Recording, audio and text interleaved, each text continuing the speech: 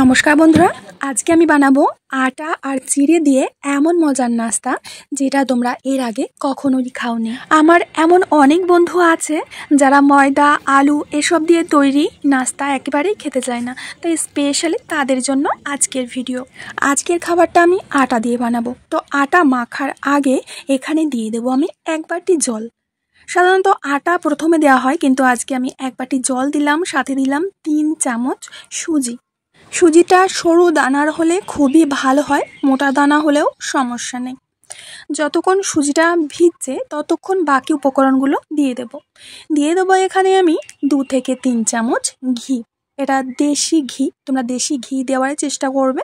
আর ঘি যদি না থাকে তাহলে 2 থেকে 3 চামচ তেল দেবে। দিয়ে দেবো 1 চামচ চিলি ফ্লেক্স, সাথে দিয়ে দেবো 1 চামচ ধনিয়া, 1 চামচ জোয়ান, আর এখানে দিয়ে দিচ্ছি সাদা তিল 1 চামচ, কিছু ফ্রেশ ধনে পাতা দিয়ে দিচ্ছি। এবার সমস্ত উপকরণগুলোকে মিশিয়ে নেব। আর এরই মধ্যে সুজিটা কিন্তু একেবারে ভিজে নরম হয়ে গেছে, দেখতেই পাচ্ছ। তো সমস্ত উপকরণগুলো একসাথে মিশিয়ে নিচ্ছি। তোমরা বুঝতেই পারছো আমার গলার অবস্থা বেশ খারাপ, মানে ভীষণভাবে ঠান্ডা লেগেছে, এর জন্য আমি কথা বলতেই পারছি না, সেটা তোমরা বুঝতেই পারছো। তো এখন দিয়ে দেবো আটা। এখানে আটা আমি দিচ্ছি 1.5 বাটি। 1.5 বাটি বলতে এখানে 150 গ্রাম আটা নিয়েছি। একটা সাদা আটা, একটা লাল আটা দিয়ে দিয়েছি। এবার এর একটা ডো তৈরি করতে হবে। ডোটা কিন্তু একেবারে নরম হবে, সফট হবে। এবার হাত দিয়ে মেখে মেখে আমি ডোটা তৈরি করে নিচ্ছি। দেখো বন্ধুরা, বর্ষাকাল চলছে, আর বর্ষার সময় একদম মাঝে মাঝেই মনে হবে যে মুখরোচক কিছু খাই, লুচি, পরোটা, কচুরি, সিঙ্গাড়া। আজকের রেসিপি এত মজার হবে তোমরা ভেবেও পারবে না। তো আটাটাকে আমি এইভাবে দেখো মেখে নিচ্ছি, বারবার করে এইভাবে পিটিয়ে পিটিয়ে আটাটাকে মেখে নিতে হবে। যতটা বেশি পেটাবে, মানে তোমার মনের মধ্যে যত রাগ আছে এই আটার উপরে দিয়ে দাও। এইভাবে পিটিয়ে পিটিয়ে আটাটাকে মেখে নিতে হবে। আর আটাটা ঠিক এরকমটাই নরম থাকবে। তোমরা হয়তো ভাবতে পারো এত নরম আটা দিয়ে কি কচুরি তৈরি করা যায়? তো তোমরা আজকে দেখেই নেবে যে এত নরম আটা দিয়ে কিভাবে মুচমুচে খাস্তা কচুরি তৈরি করা যায়। তো হাতে একটু তেল দিয়ে তেলটাকেও খুব ভালো করে আটার ডোয়ের সাথে মিশিয়ে নিচ্ছি। আর এই দেখো বন্ধুরা, আটাটা ঠিক এরকম নরমই রাখতে হবে। এখন এই আটা ডোটাকে আমরা রেস্টে রেখে দেব 10 মিনিটের জন্য ঢেকে। আর এদিকে নিয়েছি কিছু সল্টেড বিস্কিট। তো বিস্কিটগুলো এইভাবে হাত দিয়ে গুঁড়ো করে নিচ্ছি। তোমরা চাইলে মিক্সিতে গুঁড়ো করতে পারো, যেহেতু এটা নোনতা বিস্কুট খুব সহজেই কিন্তু হাত দিয়ে গুঁড়ো করা যাবে। তো বন্ধুরা দেখতেই পাচ্ছ বিস্কিটগুলো আমি একেবারে গুঁড়ো করে নিয়েছি।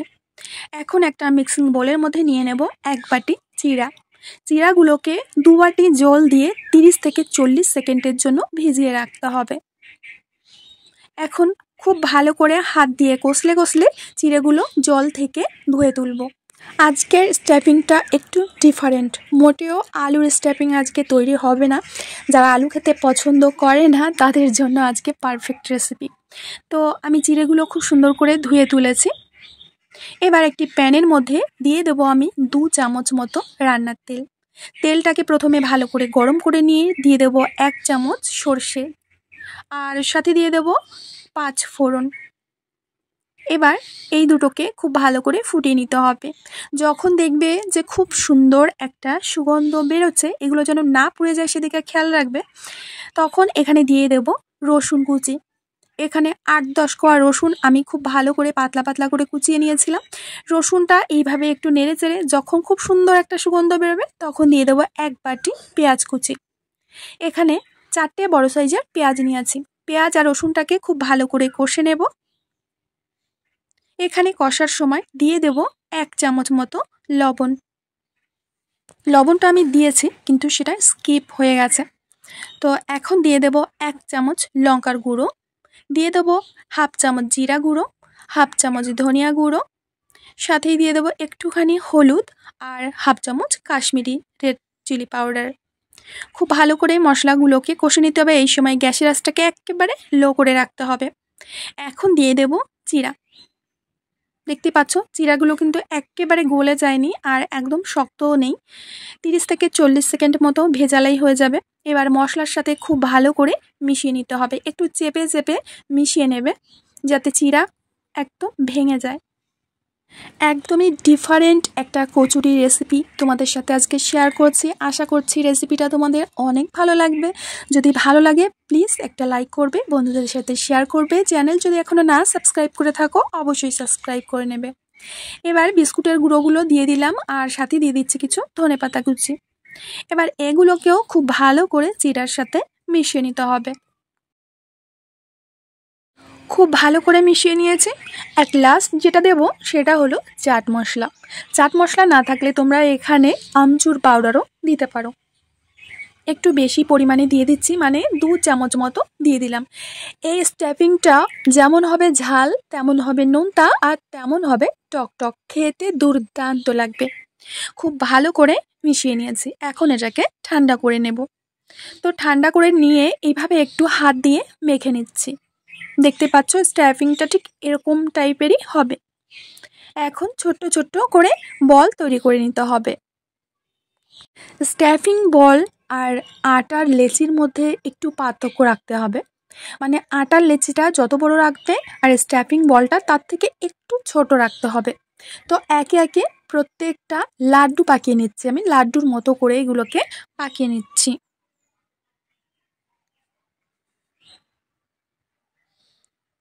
তো বন্ধুরা, এখন আমরা যে আটাটা মেখে রেখেছিলাম সেটা এখন দেখে নেব। দেখতে পাচ্ছ একেবারে সফট একটা আটার ডো তৈরি হয়ে গেছে। আর এরকম নরমই রাখতে হবে। আজকে আমি যে কচুরি বানাবো তার জন্য এরকম আটাই রাখতে হবে, কোনো শক্ত আটা করলে কিন্তু হবে না। তো এখান থেকে আমি লেচি কেটে নিচ্ছি একটু ছোট ছোট করে। এবার এর পাশে আমি একটা স্ট্যাফিং বল বসিয়ে দেব। যতটা আটা নেবে তার থেকে একটু কম স্ট্যাফিং নিতে হবে। ঠিক এরকম করে মেপে মেপে আমি নিয়ে নিচ্ছি।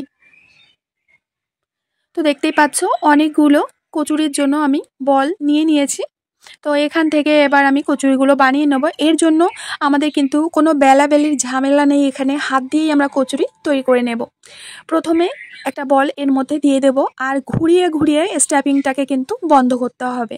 ঠিক আমি যেভাবে দেখাচ্ছি এইভাবেই কিন্তু এটা লক করতে হবে, না হলে কচুরিগুলো ফেটে যাবে। খুব সহজে ইজিলি কিন্তু এটা এরকম সিল হয়ে যাবে। আর তারপরে এরকম করে গোল করে দিতে হবে। তো একটা কচুরি বল আমাদের তৈরি হয়ে গেছে, দেখতেই পাচ্ছ।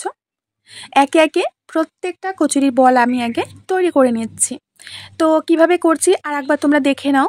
প্রথমে খুব সুন্দর করে গোল করে নিয়ে হাত দিয়ে এইভাবে একটু চ্যাপটা করে এই বলটা এর মধ্যে রেখে ঘুরিয়ে ঘুরিয়ে লক করবে। ঠিক আছে, ঘুরিয়ে ঘুরিয়ে এইভাবে সিল করতে হবে, না হলে কিন্তু কচুরিটা ফেটে যাবে। বারবার বলছি, এইভাবে দেখবে খুব সহজে সিল হয়ে যাচ্ছে।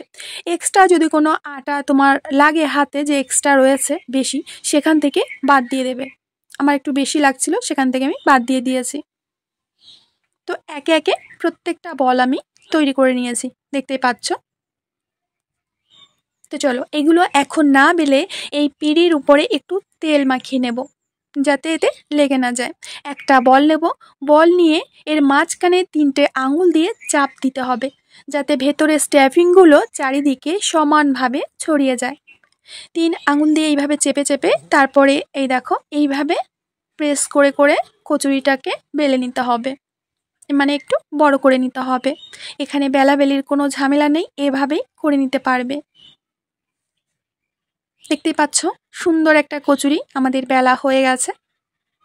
এই দেখো খুব সুন্দর গোলও হয়ে গেছে। একে একে প্রত্যেকটা কচুরি আমি হাত দিয়েই বেলে নেব। প্রত্যেকটা কচুরি এরকম গোল হয়েছে, দেখতেই পাচ্ছ বন্ধুরা। আমি এখানে 8টি কচুরি বেলে নিয়েছি। আগে থেকে আমি একটা প্যানের মধ্যে তেল গরম হতে দিয়েছিলাম, আর মিডিয়াম গরম তেলেই কচুরিগুলো ছেড়ে দিতে হবে। অতিরিক্ত গরম তেলের মধ্যে তোমরা যদি কচুরিগুলো ছাড়ো, কচুরিগুলো কিন্তু ফেটে যেতে পারে, আর বাইরে থেকে পুড়ে যাবে, ভেতর থেকে কাঁচা থেকে যাবে। এর জন্য মিডিয়াম গরম তেলে এই কচুরিগুলো ছেড়ে দিয়ে অপেক্ষা করতে হবে উপরে ভেসে ওঠা পর্যন্ত। দেখতেই পাচ্ছ নিজে থেকেই ওপরে ভেসে উঠেছে, আর কচুরিগুলো কত সুন্দর ফুলে যাচ্ছে। ওলট পালট করে আমরা 6 থেকে 7 মিনিট সময় ধরে এগুলোকে ভেজে নেব। একটা কচুরিও তোমাদের ফাটবে না, আর খাস্তা মুচমুচে হবে। যদি স্টাফিংটা ঠিকঠাকভাবে না দিতে পারো তাহলে সেই কচুরিগুলো ফুলবে না। একটা কচুরি দেখবে যে এখানে একটা কচুরি একটু কম ফুলেছে, মানে সেই কচুরির মধ্যে স্টাফিংটা আমি ঠিকঠাক দিতে পারিনি। তো একে একে প্রত্যেকটা ব্যাচ আমি ভেজে নিচ্ছি, আর নিচে থেকেই কত সুন্দর এগুলো ফুলে উঠছে, নিশ্চয়ই তোমরা দেখতে পাচ্ছ। তো সমস্ত কচুরিগুলো আমি আগে ভেজে নিচ্ছি। কচুরি একটা তোমাদের ভেঙেও দেখাবো যে ভেতরটা কতটা ফাঁপা হয়েছে, ফুলকো হয়েছে, মুচমুচে হয়েছে। এখানে আমার দুই শাশুড়ি মা এত পরিমাণে কথা বলছে, আমি এখানে যে রিয়েল সাউন্ড সেটা আমি নিতে পারলাম না, মানে কচুরিটা কতটা খাস্তা হয়েছে তোমাদের আওয়াজটা দেখাতে পারলাম না, মানে তাহলে তাদের কথা চলে আসবে এখানে। নিশ্চয়ই তোমরা বুঝতে পারছো যে কতটা ফুলকো আর কতটা খাস্তা হয়েছে। এটা তোমরা ডাল তরকারি দিয়ে খেতে পারো বা এমনিতেই খেতে পারবে, ভীষণ টেস্টি হয় খেতে। তো বন্ধুরা, আশা করছি আজকের রেসিপি তোমাদের অনেক ভালো লেগেছে। আমি আজ এখানেই বিদায় নেব, আবার দেখা হবে নতুন রেসিপির সাথে। ততক্ষণের জন্য সবাই ভালো থেকো, সুস্থ থেকো, সকলকে সুস্থ রেখো।